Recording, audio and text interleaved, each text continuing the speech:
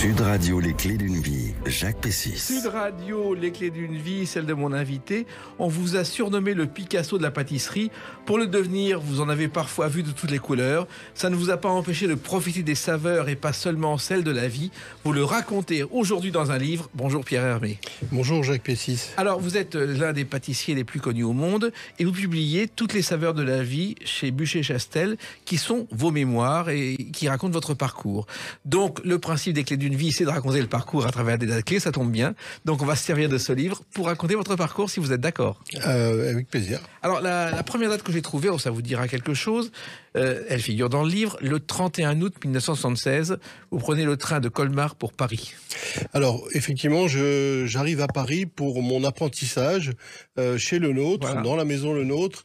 Et c'est une date clé parce que c'était le début de ma vie professionnelle à 14 ans. Et c'est là que j'ai démarré. Quand je suis arrivé chez Le Nôtre, il y avait un jeune stagiaire qui s'appelait Alain Ducasse. Oui. Et on était au même poste ensemble. Et puis, donc, c'est chez Le Nôtre que j'ai appris les fondements de mon métier, la culture de la qualité, le sens de l'organisation pour produire de la qualité, et puis, plein d'autres choses. Voilà. Alors, il faut savoir que la pâtisserie, c'est quelque chose de familial. Vous êtes tombé dedans quand on était petit, comme disait Obélix. Et vos débuts de vie, et vous le racontez dans ce livre, Pierre Hermé, n'ont pas été faciles, car les 3 premiers mois de votre vie, vous avez été élevé par une nourrice. Oui, ma grand-mère avait décidé que ma maman ne pouvait pas s'occuper à la fois du commerce et de son fils, donc il fallait qu'elle mette son fils en nourrice, et donc je voyais mes parents le dimanche. Voilà, mais vous étiez tout petit, donc voilà. Vous n'avez aucun souvenir. Le commerce, c'était la boulangerie familiale, qui est une boulangerie qui venait de vos arrière-grands-parents. Voilà, je suis la 4e génération à faire ce métier. Et mon père, mon grand-père et mon arrière-grand-père l'ont exercé à Colmar, avenue d'Alsace. Et moi, j'ai décidé de partir de cet univers familial et de créer ma propre entreprise à Paris. Voilà. Au départ, vous étiez destiné à reprendre l'entreprise familiale. Alors mes parents ont toujours espéré que je reprenne l'entreprise familiale, mais j'ai mis du temps à leur avouer que c'était pas mon schéma de vie.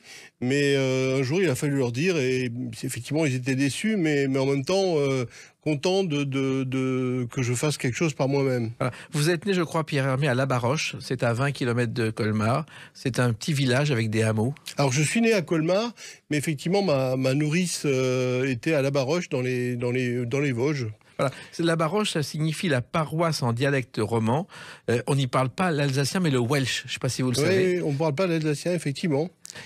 C'est un autre dialecte. C'est un patois qu'on connaît peu et qui est très peu parlé finalement. Ah oui, moi je me rappelais des souvenirs, mais je n'ai pas gardé de traces de ça. Et vous ne parlez pas l'alsacien non plus? Alors si, je parle alsacien. Mais comme dans mon parcours scolaire, j'ai d'abord appris l'allemand et donc je parle allemand couramment, j'ai tendance à mélanger l'alsacien et l'allemand. Donc souvent, quand je parle alsacien, je dérive très vite vers l'allemand. Parce que l'alsacien est très, très inspiré de la langue allemande. Bien sûr. Alors, vous avez grandi aussi au-dessus de la boulangerie familiale et on vous envie parce qu'au réveil, qu'est-ce que vous ressentez? Les parfums du pain en train de cuire? Oui, petit, je me réveillais le matin vers 6h, 7h, parfois plus tôt, mais j'avais les odeurs des viennoiseries qui cuisaient, du pain, pas encore des gâteaux parce que c'était trop tôt, mais oui, j'ai été bercé dans cet univers du métier et c'est certainement ce qui a forgé mon envie de devenir pâtissier. Voilà. Et dans votre chambre d'enfant, il y avait un souvenir aussi, ce chien. Écoutez. Allô? Allô? Il n'y a pas d'abonné au numéro que vous avez demandé. Pollux, le chien du manège enchanté. Et ça vous a marqué, Pierre Hermé. Oui, on m'avait offert une peluche en forme de Pollux, donc effectivement, c'est quelque chose qui a été longtemps dans mon entourage. Le Manège Enchanté, c'est une série des années 60 où il y avait Margot, le Zébulon et le chien Pollux, qui a été un grand succès parce qu'il était doublé en anglais par Jacques Baudouin, qui était un humoriste qui nous a quittés voici peu de temps. Et ça a été vraiment le grand succès des années 60, comme on disait à l'époque. Alors, vous êtes réveillé par ces odeurs-là, mais la pâtisserie traditionnelle, déjà, vous attire. Et votre père a été au départ quelqu'un qui fabriquait des pâtisseries traditionnelles et qui ensuite a essayé d'innover en vin. Oui, mon père était toujours à l'écoute de ce qui se faisait, de ce qu'il pouvait apprendre par des pâtissiers qui faisaient des démonstrations, qui donnaient des cours. Donc mon père était très friand de ça. Mais en même temps, ce que les gens achetaient dans la boulangerie familiale, c'était la forêt noire, un gâteau qui s'appelait le Strasbourgeois, et puis un autre gâteau qui s'appelait l'ananas. C'est ce que les gens achetaient, ou ils achetaient des vacherins. Donc c'est vrai que cette envie d'innovation et de proposer des choses nouvelles s'est vite heurtée à la réalité commerciale. Et puis il y avait le kouglof aussi, c'est une spécialité locale, Pierre Hermé.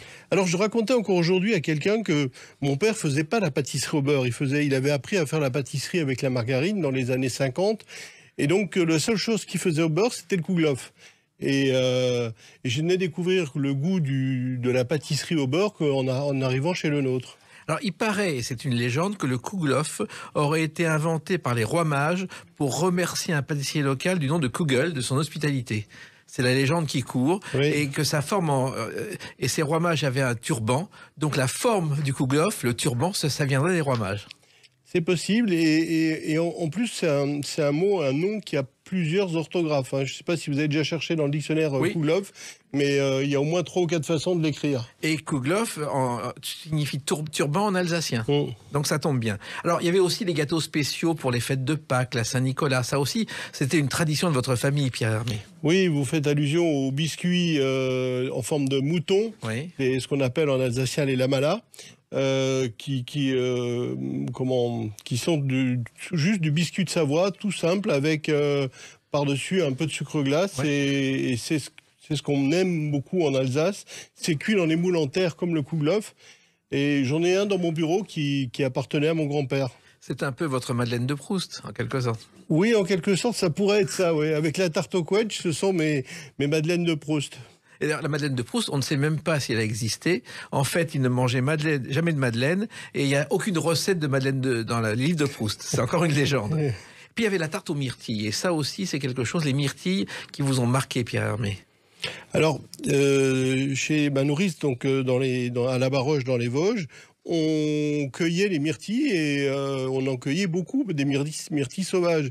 Et moi, j'ai un tel souvenir du goût de ces myrtilles sauvages que c'est quelque chose dont je suis toujours à la quête. Et j'ai encore goûté aujourd'hui les myrtilles, mais qui n'avaient pas du tout le goût de myrtille, qui n'avaient pas le goût, en tout cas pas celui que j'ai en tête, celui qui a forgé ma mémoire du goût. Voilà. Et en même temps, votre premier dessert chez le nôtre en apprentissage, ça a été une tarte aux myrtilles.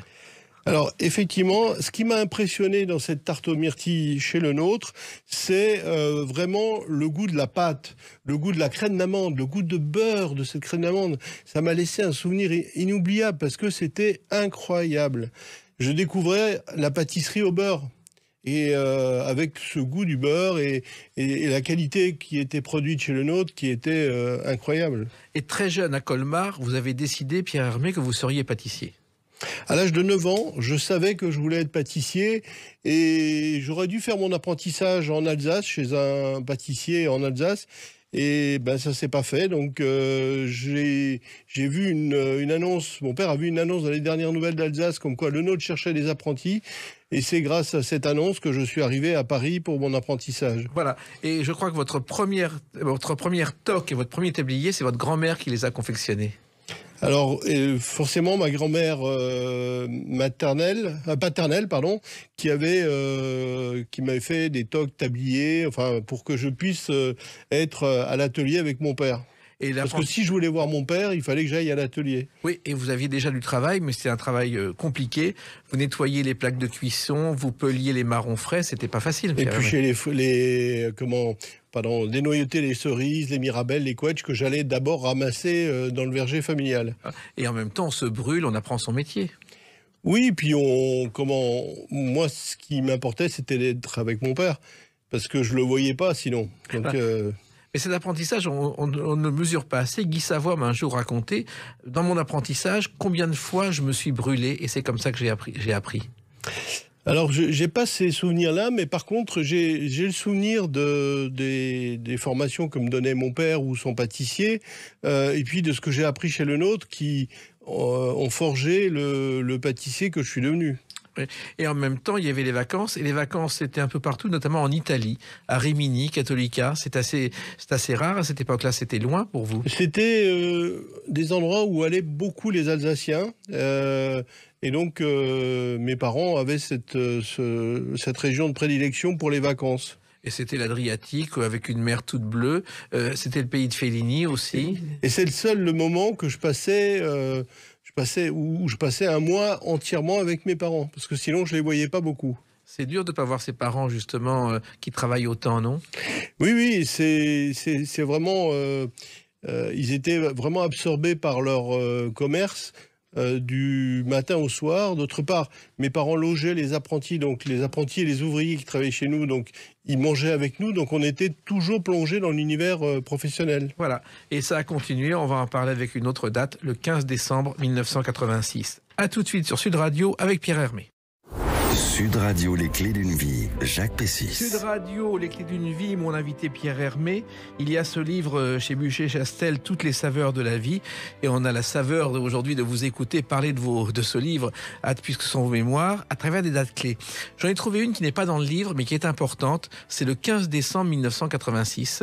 C'est votre première télé. Et vous faites découvrir à Léon Zitrone une bûche au chocolat et à la framboise. Zitrone qui faisait la guerre à 3h du matin en son réfrigérateur en ouvrant pour manger, et sa femme avait mis un cadenas pour éviter qu'il ne grossisse trop. Et vous vous souvenez de cette télé? Alors, je me souviens d'une télé avec Léon Zitrone, je me souviens pas du contexte, mais... C'est encore mieux l'après-midi avec De Chavannes. Ah oui, bien sûr, oui. J'ai fait plusieurs fois cette émission, d'ailleurs. Et là, c'est la première, vous faites une bûche de Noël à la framboise, et vous essayez de convaincre Zitrone de la manger, ce qui n'est pas trop difficile. Vous avez retrouvé ça en archive? Oui, absolument. Ah oui, super. Mais vous vous souvenez de cette émission? Oui, je me souviens. Enfin, mes premières télés, j'étais dans les petits chaussons, quoi, parce que je savais pas trop par quel bout le prendre, donc j'étais ému. En même temps, cette émission avec De Chavannes mettait vraiment les participants à l'aise. Et puis, les pâtissiers étaient rares à la télévision. Il y avait Gaston Lenôtre qu'on voyait beaucoup. Et ça vous avait fasciné, Gaston Lenôtre, à la télévision, Pierre? Oui, Gaston Lenôtre a été vraiment, pour toute une génération de pâtissiers, un modèle. C'est lui qui a fait évoluer la profession, qui l'a tiré vers l'avant, qui a fait parler de la profession. C'est le premier pâtissier qui a fait parler autant auprès du grand public de son métier de pâtissier. On va écouter sa voix. Eh bien, c'est pas nu que me suggère la capitale. On commencera volontiers par un souvenir plutôt de C'était vacances. un grand parleur, effectivement. Alors, il faut savoir qu'il avait commencé à Ponto-de-Mer avec une petite pâtisserie et que ses deux clients les plus célèbres étaient Marcel Pagnol et Sacha Guitry, qui lui ont dit il faut monter à Paris. Et il a trouvé un tout petit atelier rue d'Auteuil. Il en a fait sa première 44 rue d'Auteuil. Il en a fait sa première pâtisserie. Et vous, quand vous êtes arrivé, donc il avait créé une école, l'école à Plaisir. Et ça a été pour vous un marathon, car vous étiez dans une chambre de bonne de quelques mètres carrés, et tous les matins debout à 4 heures pour aller à Plaisir, Pierre Hermé. Et avec plaisir. Avec plaisir, justement. Et c'est vrai que c'était un nouveau rythme pour moi, parce que sortant de l'école et du pensionnat, c'est un nouveau rythme, mais j'étais tellement enthousiaste, j'avais tellement envie de faire ce métier que, en fait, on aurait pu me demander de travailler toute la nuit, ça m'était égal. En fait, j'étais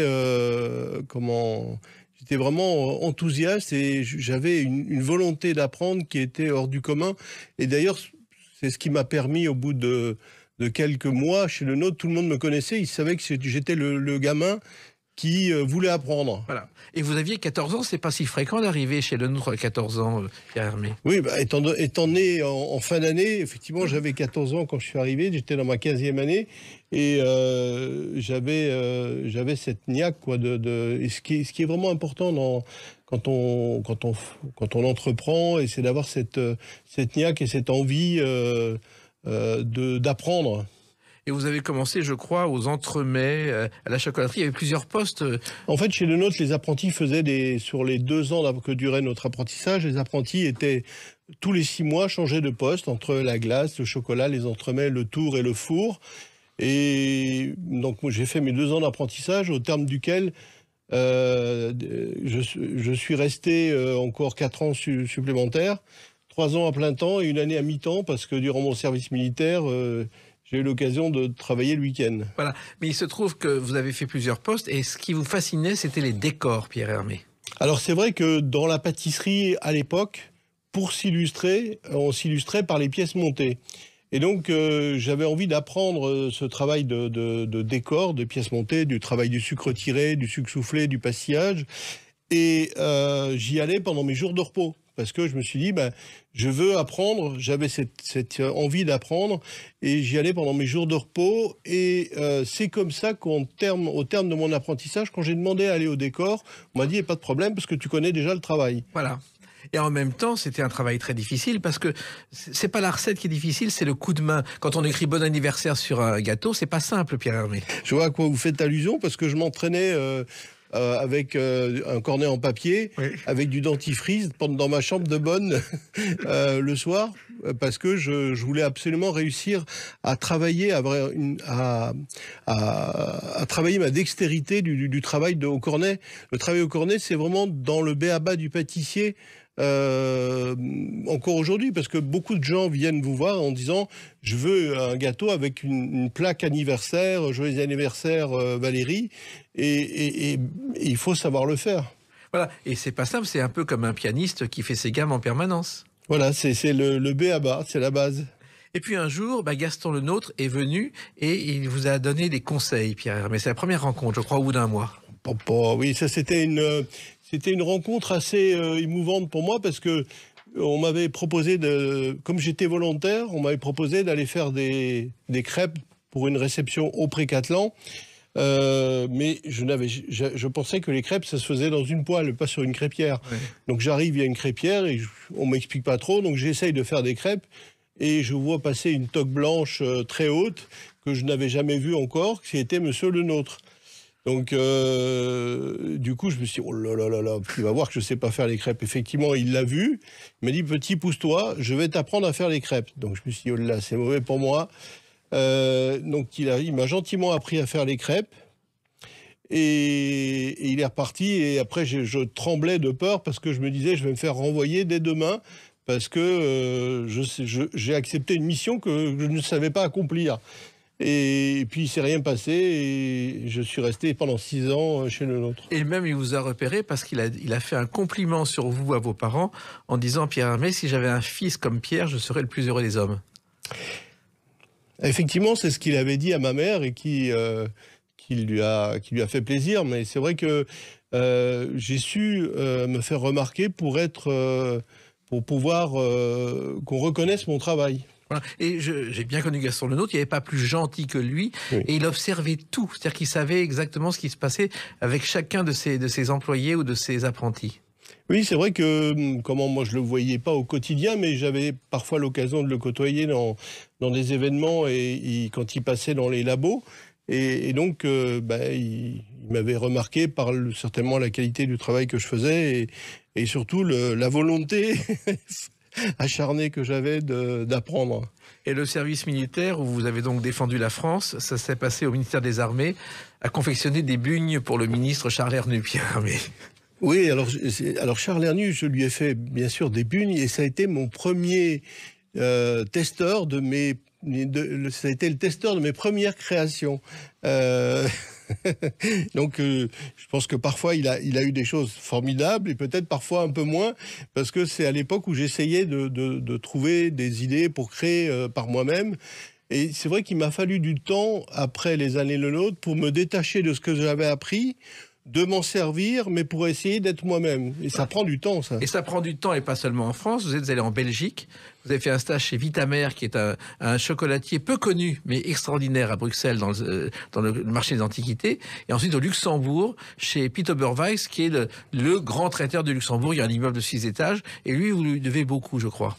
Alors, chez Vitamer, j'ai passé très peu de temps, mais j'ai beaucoup aimé cette maison, une maison familiale qui est à l'époque la plus connue dans les années 80 de Belgique. Et puis, j'ai eu une opportunité de travailler pour un hôtel, pour l'ouverture d'un hôtel intercontinental au Luxembourg.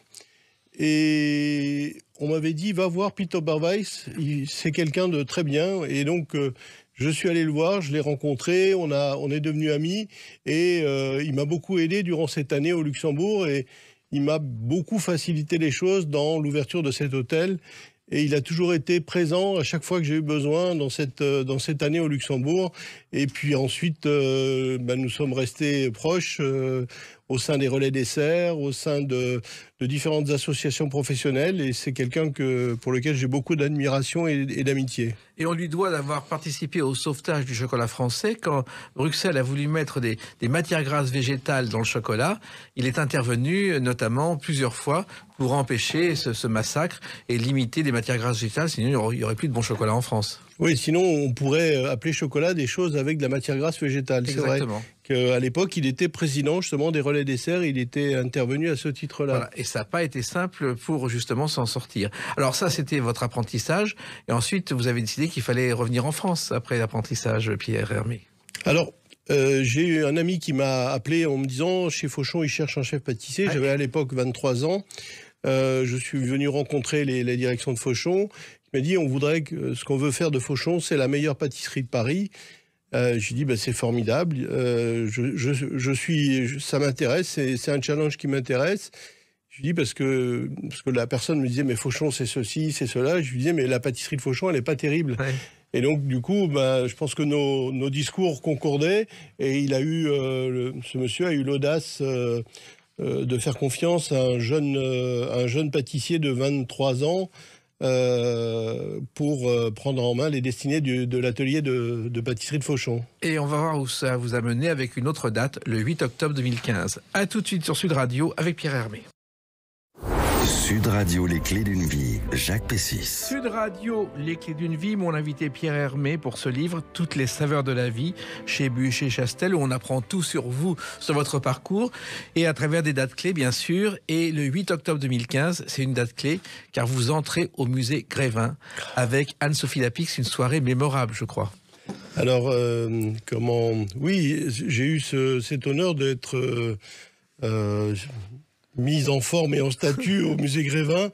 Je crois que vous n'y êtes pas tout à fait étranger, cher Jacques. Je fais partie de l'Académie Grévin qui choisit les personnages en fonction de leur notoriété, mais surtout comment ils peuvent toucher le grand public. Car quelqu'un qu'on ne connaît pas, ça n'a pas d'intérêt. Et vous, on vous connaît à travers vos pâtisseries et votre personnalité. C'est vrai que... Par exemple, quand on fait de la politique, les gens viennent vous voir et vous disent vous n'avez pas fait ceci, vous avez dit cela, c'est pas bien, ils sont pas d'accord. Moi, les gens viennent me voir et ils me disent, Monsieur Hermé, on a adoré vos macarons, on a adoré vos gâteaux. C'est vrai que c'est une autre façon d'approcher le public et qui visiblement touche le public. Donc, on a un métier. On dit toujours le salé pour se nourrir et le sucré pour le plaisir. Et les gens vous le rendent bien. Les gens qui goûtent les gâteaux, les macarons, les cakes, les glaces, ils vous le rendent. Alors, se retrouver au Grévin et dévoiler sa statue, c'est un parcours du combattant parce qu'il faut poser devant le sculpteur pendant des heures, Pierre Hermé. Oui, alors j'ai posé mais ça a été vraiment agréable parce que tout s'est passé d'une manière fluide, gentille, ça a été, bien sûr, c'est un honneur de figurer au musée Grévin. J'en espérais, enfin, j'ai jamais espéré ça. Donc, c'est un très grand honneur que d'être là au musée Grévin. Alors, tout est parti de chez Fauchon, on l'a dit. Et il faut savoir que Fauchon, c'est un monsieur qui s'appelait Auguste Fauchon qui a créé une épicerie à Paris. Il est arrivé en 1880. Au départ, il était marchand des 4 saisons dans la rue, puis il a créé la première épicerie devenue célèbre. Et vous avez découvert, en entrant chez Fauchon, un univers que vous ne connaissiez pas forcément, qui était l'univers du luxe en pâtisserie, Pierre Vermet. Effectivement, chez Fauchon, c'est une maison de luxe, un traiteur de luxe. Et je me suis familiarisé avec cet univers et j'ai essayé d'en développer la pâtisserie et d'amener l'univers de la pâtisserie de Fauchon dans la création, dans une certaine dynamique. Et c'est ce que j'ai fait pendant 11 ans, parce que j'ai dirigé la pâtisserie pendant 11 ans. C'est à cette époque-là que j'ai commencé à créer des collections saisonnières qui, somme toute, paraît une évidence. C'est-à-dire qu'on ne mange pas les mêmes gâteaux en été, en hiver, au printemps et en automne. Et en parler surtout, et en faire parler dans la presse. Oui, parce qu'à l'époque, aujourd'hui, il n'y avait pas de collection. Aujourd'hui, tout le monde, les grands chocolatiers, les grands pâtissiers en font. Et ça, c'était aussi une façon, pratiquement, d'être en avance sur son temps, avec tout ce qui se passe en écologie et sur la planète. Oui, et c'est parti d'une difficulté, ça veut dire d'une contrariété, parce que quand j'ai fait goûter les premiers gâteaux à la direction de Fauchon, ça s'est pas très bien passé et je me suis dit mais en fait cette création il faut l'inscrire dans un rythme et celui qui paraissait le plus évident c'était celui des saisons et du coup ça posait pas la question s'il faut faire des gâteaux nouveaux, s'il faut faire des gâteaux de saison, ça s'imposait à nous. Voilà, en même temps ça se passait pas bien parce que vous découvriez un univers, vous innoviez dans la pâtisserie parce que vous considériez Pierre Vermet que la pâtisserie de grand-maman c'était fini. Non, en fait, je considérais que le niveau de qualité de la pâtisserie que j'ai rencontré en arrivant chez Fauchon n'était pas au rendez-vous de ce qu'est la marque Fauchon. Et c'est ce que je me suis employé à faire, c'est d'en améliorer la qualité, d'en faire ce pourquoi on m'avait embauché, d'en faire la meilleure pâtisserie de Paris à cette époque. Oui, et en inventant sans cesse, car depuis, vous avez passé votre vie à inventer, Pierre Vermet. Alors, inventer est un grand mot, mais à créer des goûts, à créer des associations de saveurs ou à essayer de sublimer des saveurs uniques. C'est-à-dire infiniment vanille, où j'ai essayé d'utiliser plusieurs variétés de vanille pour en faire un goût vanille qui est le mien. Infiniment chocolat pour essayer de faire un goût chocolat ultime. Mais bien sûr, c'est mon point de vue. Après, quelqu'un d'autre aura un autre point de vue. Mais ça demande beaucoup de travail, beaucoup d'essais, et quelquefois des échecs. En fait, les échecs, c'est formidable parce qu'on apprend. Donc, les échecs, on apprend toujours beaucoup de ces désagréments. Mais en fait, quand je m'aperçois que en bout de 2-3 essais, ça fonctionne pas, j'ai tendance à mettre le produit de côté et y revenir quelques mois, quelques semaines, quelques années après. Parce que très souvent, là, quand on s'obstine à trouver une solution, on ne la trouve pas tout de suite. Une crème d'amande au chocolat, par exemple, a été totalement ratée un jour. Alors, c'est pas raté, c'est que je trouvais pas ça bon.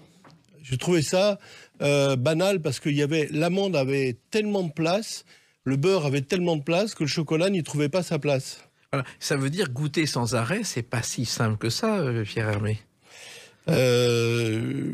Alors, goûter est un plaisir dont j'ai tendance à abuser parce que j'aime mon métier, j'aime goûter, j'aime goûter à la fois du salé, du sucré, des vins. Enfin, je suis très curieux et cette curiosité m'a beaucoup aidé dans mon métier. Ouais. Vous ne faites pas de gâteau à la maison et pas de dessert à la maison, c'est la seule chose.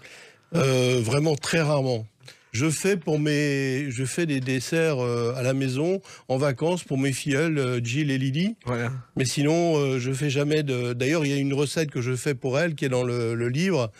Mais sinon, je fais des biscuits cuillères pour Valérie, mon épouse. Mais sinon, je fais très peu de desserts à la maison. Je fais plutôt de la cuisine salée. Voilà. D'ailleurs, il y a des recettes, effectivement, dans votre livre. C'est volontaire, vous les avez choisies, ces recettes, Pierre Vermet ? C'est des recettes qui sont souvent faciles et qui sont personnelles, de choses que les gens peuvent vraiment faire en très peu de temps, sauf le veau aux olives qui prend un peu plus de temps.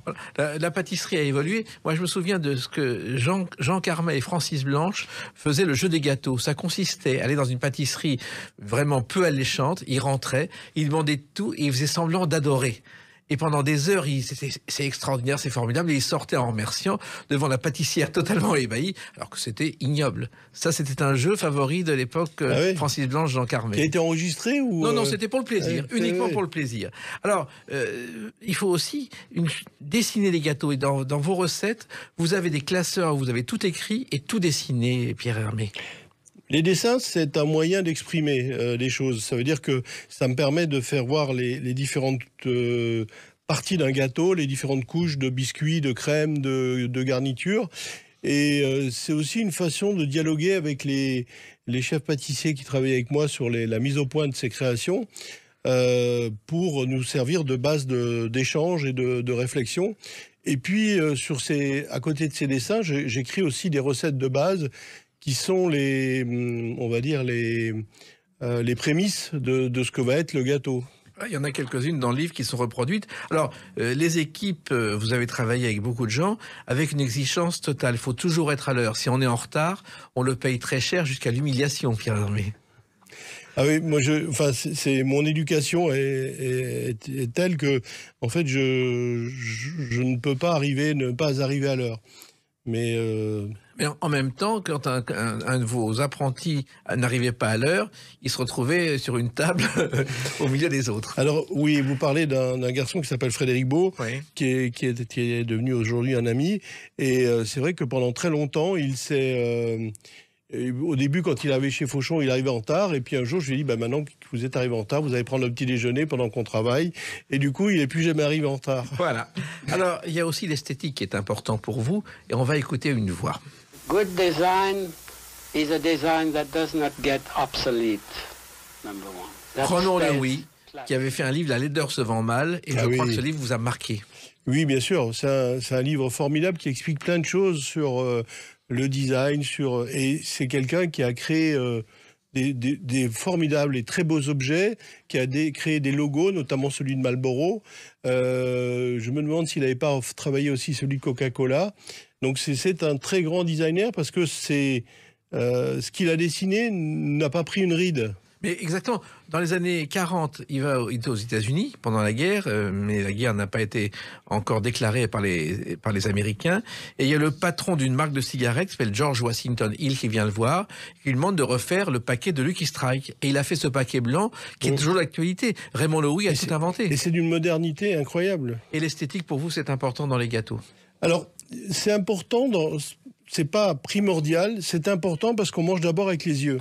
Donc il faut que le gâteau soit appétissant. Par contre, moi je me suis toujours interdit les fioritures, c'est-à-dire les choses qui sont inutiles, qui ne sont pas liées au goût, qui n'apportent pas quelque chose en matière de goût, de texture ou d'équilibre du gâteau. Voilà. Et puis il y a le respect de la terre, le respect du produit. Ah ben ça c'est avant, quand on achète les ingrédients, c'est d'avoir un maximum d'informations sur comment les produits, par qui, d'où ils viennent et comment les produits sont fabriqués, sont cultivés. Et ça, effectivement, vous êtes l'un des premiers à avoir fait ça. Aujourd'hui, tout le monde le fait, mais vous avez innové aussi, Pierre Hermé. En fait, l'innovation, elle passe par tous les compartiments du jeu. Donc, effectivement, c'est quelque chose auquel je me suis toujours attaché et aujourd'hui encore davantage. Et vous avez aussi veillé à ce que les gâteaux ne soient pas en tas en vitrine. Ça vous énervait profondément. Alors, ce que j'ai fait il y a déjà maintenant très longtemps, c'est que dans le temps, les vitrines de pâtisserie avaient des étages. Oui. Et ça, c'est quelque chose qui, pour moi, ne fonctionnait pas parce que les gâteaux du haut masquaient ceux du bas. Donc, à un moment donné, je me suis dit, il faut que tous les gâteaux soient sur le même plan. Et aujourd'hui, vous allez dans 90% des pâtisseries en France et ailleurs, il y a un seul plan de présentation des gâteaux. Il n'y a plus ces étages comme on le faisait à l'époque. Voilà, on vous le doit aussi. Et puis, vous avez un jour quitté Fauchon, parce qu'on parlait plus de vous que de Fauchon. Vous êtes chez Ladurée, et chez Ladurée, vous avez relancé la marque complètement en la modernisant en 2 ans. Alors, chez La Durée, j'avais créé ma propre entreprise pour démarrer mon activité sous la marque Pierre Hermé, mais j'étais conseil de La Durée. Et le challenge, c'était de poser les bases pour permettre à La Durée de grandir. Et c'est ce que je me suis employé à faire pendant 2 ans, en fiabilisant le savoir-faire, parce qu'il y avait un savoir-faire qui était colossal, mais il fallait le fiabiliser, c'est-à-dire l'écrire, il fallait le mettre en forme, il fallait faire des prix de revient, il fallait faire des fiches recettes, il fallait développer ce savoir-faire, il fallait s'appuyer là-dessus pour pouvoir l'amener ailleurs. Et puis, j'ai créé les codes de la marque, le vert, le logo La Durée que vous voyez aujourd'hui, c'est moi qui l'ai fait faire à cette époque-là. Et j'ai démarré aussi, je me suis occupé d'ouvrir La Durée des Champs-Élysées, qui était un gros vaisseau avec au démarrage plus de 150 employés. C'est fou ça comme travail, ça. On est loin de la pâtisserie, c'est autre chose. En fait, c'est aussi de la pâtisserie, mais c'est de poser les bases pour développer une entreprise. Et aujourd'hui, la Durée est une entreprise florissante. Que vous n'imaginiez pas au départ, quand vous avez débuté chez Le Nôtre, Pierre Hermé, faire autant de choses, développer des entreprises? En fait, c'est toujours, pour moi, c'est une forme de continuité de mon métier, c'est d'avancer toujours, de continuer à développer. Et c'est ce que je fais aujourd'hui pour la maison Pierre Hermé. Aujourd'hui, la maison emploie pas loin de 700 personnes avec une soixantaine de boutiques et dans une douzaine de pays. Et ça, à aucun moment, je ne l'aurais espéré lorsque j'ai créé la maison Pierre Hermé en 1998 avec Charles Naty. Et vous avez trouvé le temps d'écrire un livre dont on va parler avec une autre date, le 6 octobre 2022. A tout de suite sur Sud Radio avec Pierre Hermé. Sud Radio, les clés d'une vie, Jacques Pessis. Sud Radio, les clés d'une vie, mon invité Pierre Hermé. 6 octobre 2022 est sorti ce livre, Toutes les saveurs de la vie, chez Bucher-Chastel. On en a parlé à travers des dates clés. Pourquoi faire ce livre aujourd'hui, Pierre Hermé? Plusieurs personnes m'ont proposé de faire une biographie et je me sentais pas prêt. Et il se trouve qu'il y a 2 ans, Laurent Lafont me propose de faire ce livre biographique et j'en parle à Catherine Roig, qui a écrit le livre avec moi. Et les choses se sont bien imbriquées et j'ai créé un contexte favorable pour le faire. Et puis peut-être parce que j'étais prêt. C'est vrai que j'ai toujours du mal avec le passé, mais en même temps, je trouvais que j'avais envie de raconter la manière dont j'exerce mon métier. Et donc, c'est aussi la complicité avec Catherine Roig qui m'a permis de l'exprimer de cette façon-là, parce que j'avais en face de moi quelqu'un qui a su le retranscrire et qui a su rythmer aussi cet échange. On a travaillé 2 ans sur cette biographie. Donc, c'était un vrai plaisir. Et c'est un livre de transmission aussi pour les jeunes générations qui veulent faire ce métier. C'était aussi mon souhait, c'est de transmettre des choses à des jeunes pâtissiers pour leur faire voir un parcours et des points de vue et leur donner envie peut-être aussi de persévérer dans le métier, de continuer dans le métier.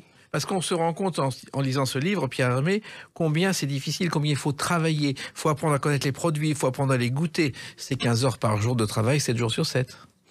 En fait, je n'ai jamais compté, en fait. Donc, mon travail, mon métier, c'est ma passion. Et j'ai jamais l'impression de travailler. Donc, alors bien sûr, j'éprouve aussi parfois de la fatigue. Mais en même temps, j'ai toujours poursuivi cette passion.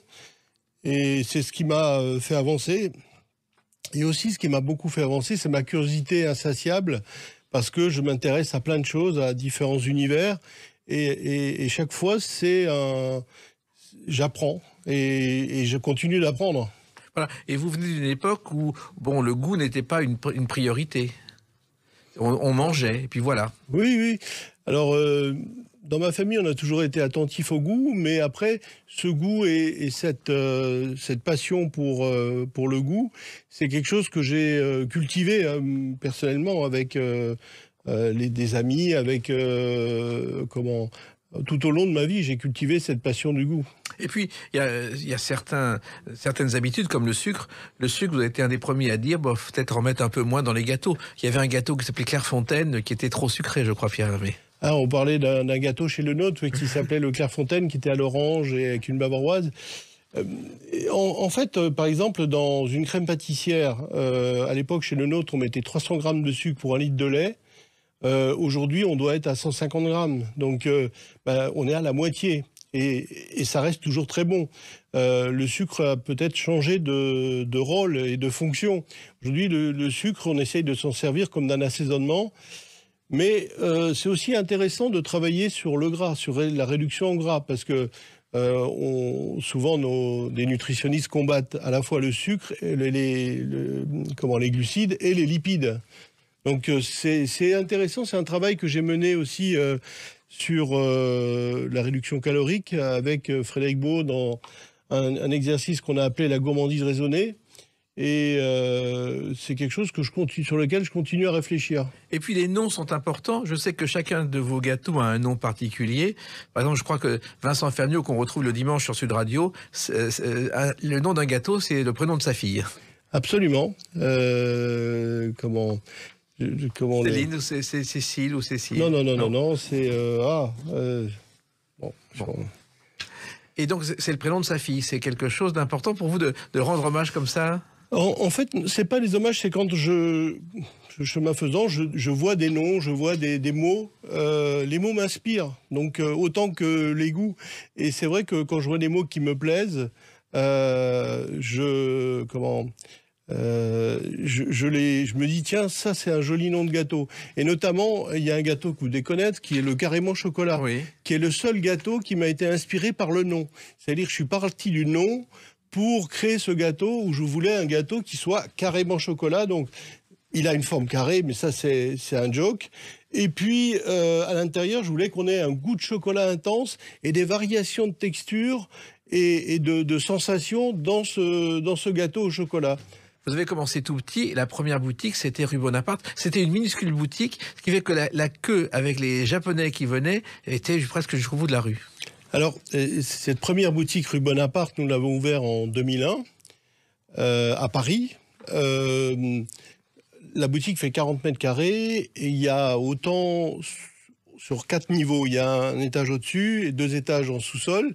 Et c'est là que tout a commencé pour la Maison Pierre Hermé, où on a ouvert notre première boutique parisienne après celle de Tokyo 3 ans auparavant. Voilà, parce que le Japon a été très important pour vous. Vous avez commencé dans une toute petite boutique, dans un hôtel du Japon, je crois, Pierre Hermé. Alors la première boutique à la marque Pierre Hermé a ouvert à l'hôtel New Otani en août 1998 et elle fait 14 mètres carrés. Elle existe toujours et elle est toujours autant de succès et c'est la boutique de référence de la maison. Et vous avez surtout découvert le Japon, ça a été un choc pour vous?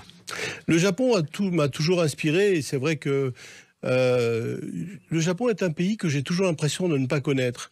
Après, j'ai apprivoisé certains goûts du Japon et je me suis intéressé à la culture japonaise, aux us et coutumes, enfin à rentrer un peu plus dans la connaissance du Japon. Mais chaque fois que j'y vais, j'ai toujours l'impression de ne rien y connaître et de découvrir des choses. Et c'est formidable, cette sensation. Oui, en même temps, vous avez découvert des choses que vous avez importées en France, comme la fleur de Sakura, je crois. Alors, cet été, j'ai fait une collection qui s'appelait Japonisme. Le japonisme est un mouvement de l'art contemporain du début du XXe siècle où des artistes français ou européens se sont inspirés de la culture du Japon. Et j'ai fait la même chose dans le goût où j'ai utilisé des ingrédients du Japon comme le thé vert matcha, le yuzu, le miso blanc, le wasabi que j'ai introduit ou le sésame noir que j'ai introduit dans des pâtisseries de type occidentale française. Voilà. Et curieusement, les Japonais ont découvert la France. Le jour de la Saint-Valentin au Japon, les boutiques, 6 heures d'attente pour entrer chez Pierre Hermé ou d'autres chocolatiers français. Les Japonais viennent se former en France chez les pâtissiers et les boutiques à Tokyo ont des noms français. C'est assez curieux. Et beaucoup de marques japonaises de pâtisserie ont des noms français. Par exemple, il y en a une qui s'appelle Henri Charpentier. Oui. C'est très français comme nom. Et c'est une marque japonaise qui est native du Japon. Mais après, beaucoup de pâtissiers, chocolatiers français, comme Jean-Paul Evin, comme Sébastien Bouillet, comme Dalloyau, le nôtre, se sont implantés très tôt au Japon et sont toujours implantés au Japon. Et comment expliquez-vous ce succès de la pâtisserie française au Japon, Pierre Hermé ? Alors là, il faut que je fasse un petit détour parce que, en fait, lorsqu'on parle de cuisine, on a des cuisines marocaines qui sont très liées aux cultures du pays. Dans la pâtisserie, ce n'est pas le cas. Dans la pâtisserie, il y a une vraie prépondérance de la pâtisserie française. Quand vous circulez dans le monde entier, ce qu'on vous retrouvez dans les restaurants, dans les hôtels, c'est une pâtisserie dont les techniques sont inspirées des techniques françaises. Alors bien sûr, il y a une pâtisserie italienne, il y a une pâtisserie... Mais les techniques de base sont issues de la pâtisserie française. Donc il y a un vrai engouement pour cette culture de la pâtisserie que la France véhicule à travers le monde. Et le succès de la pâtisserie française au Japon date du début des années 60. La pâtisserie française s'est implantée au début des années 60 au Japon et est complètement à rebours des usages du Japon, parce que la pâtisserie japonaise, elle est liée à un moment qui est la cérémonie du thé et basta. Alors que la pâtisserie occidentale, elle est présente du petit déjeuner au déjeuner, l'après-midi, le thé. Et puis surtout, les Japonais ont la culture du cadeau et ramènent des petits gâteaux secs, ramènent des cakes, ramènent des gâteaux de leur voyage dans le Japon. Et puis il y a le retour aux sources, car les macarons qui font partie de vos spécialités, de votre légende, Pierre Hermé, vous avez mis au point une usine à Mulhouse, donc retour à la case départ de l'Alsace. Alors la manufacture de macarons et chocolat de la maison Pierre Hermé Paris est implantée en Alsace depuis 2008. Et c'est là que nous fabriquons les chocolats, les macarons qui sont expédiés ensuite partout en France et dans le monde. Ça, le macaron appartient à votre légende, c'est venu comme ça ? Le macaron, c'est un produit que j'ai découvert à l'époque chez Le Nôtre, et on en faisait 4 sortes, chocolat, framboise, vanille et café. Et j'aimais pas beaucoup ça parce que je trouvais que ça manquait de goût. Et chemin faisant, j'ai eu envie d'y apporter davantage de goût. Donc je me suis dit, il faut mettre plus de garniture. Et la particularité des macarons Pierre Hermé, c'est qu'ils sont beaucoup garnis, donc ils ont du goût. Et puis, j'ai voulu y apporter aussi une touche de créativité en mettant plusieurs saveurs dans un même macaron, plusieurs textures, et en faisant du macaron aussi quelque chose un produit créatif. Voilà. Alors, il y a quand même une chanson à laquelle on pense quand on pense à vous, c'est celle-ci. J'ai bien mangé, j'ai bien bu, j'ai la peau du ventre bien tendue. Patrick Topalov a fait un succès de cette chanson, et c'est vrai que votre problème, et vous le dites dans ce livre, Pierre Hermé, c'est le manque de régime. En fait, non pas le manque de régime, c'est le fait de faire sans cesse des régimes. Oui. Et ça marche pas. Ça marche un moment et puis ça repart en arrière. En même temps, c'est votre métier qui le veut. C'est ma gourmandise surtout qui est... c'est la conséquence de ma gourmandise. Ça ne vous empêche pas de continuer et vous préparez l'avenir. Et vous évoquez dans ce livre quelque chose d'étonnant, Pierre Hermé, c'est la pâtisserie végane à laquelle vous travaillez. Alors, j'ai commencé à travailler sur la pâtisserie végane il y a maintenant 3 ans. Je trouve que c'est intéressant, c'est un axe créatif comme un autre. Et d'ailleurs, donc aujourd'hui, je prépare un livre sur cette pâtisserie végane. Pour moi, un gâteau végane doit avant tout être bon, et au moins aussi bon qu'un gâteau normal. Et donc, pour moi, dans un assortiment d'un pâtissier, un gâteau entièrement végane doit faire partie d'un assortiment d'un achalandage de pâtisserie d'une boutique. Et donc, je m'y emploie. On a créé quelques produits vegan et drôlement bon. Oui, mais il y a encore beaucoup de travail. De toute façon, vous avez beaucoup de travail puisque vous dites dans ce livre que votre objectif, c'est de devenir la plus grande entreprise mondiale dans la haute pâtisserie. Ouais, c'est très ambitieux, oui. Mais on y travaille tous les jours. Mais c'est un travail de fou, parce que comment on fait pour travailler autant et tenir le choc, Pierre Hermé ? Travailler autant et surtout être bien entouré avec des gens compétents, des gens qui qui travaillent dans le même sens. C'est ça qui est important. On n'est pas loin de 700 dans la maison. On a des gens formidables qui nous accompagnent et qui m'accompagnent au quotidien. Et vous dites que vous n'êtes pas un homme d'affaires, mais un entrepreneur, c'est très différent. Et oui, parce que j'ai envie de faire des choses. Alors, bien sûr, la conséquence, c'est que ça permet à l'entreprise de se développer, mais je ne fais pas des affaires. C'est-à-dire ?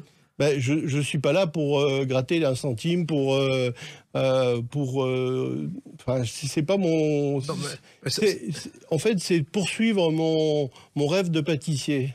Et le rêve, vous pensiez en arriver là aujourd'hui quand vous Jamais. Jamais. Jamais. Et l'avenir, vous le voyez comment ? En dehors de cette ambition ?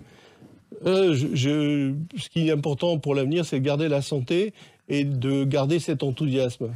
Vous l'avez, et je sais et on le lit, on le découvre dans ce livre, car cet enthousiasme, il est très présent dans votre cœur, comme dans ce livre, qui s'appelle « Toutes les saveurs de la vie », qui est chez Buchet-Chastel, et qu'on lit, je dirais, avec gourmandise. Merci Pierre Hermé, puis repartez, parce que vous avez encore des voyages à faire dans le monde entier. Oui. Eh ben, allez-y. Les clés d'une vie, c'est terminé pour aujourd'hui. On se retrouve bientôt. Restez fidèles à l'écoute de Sud Radio.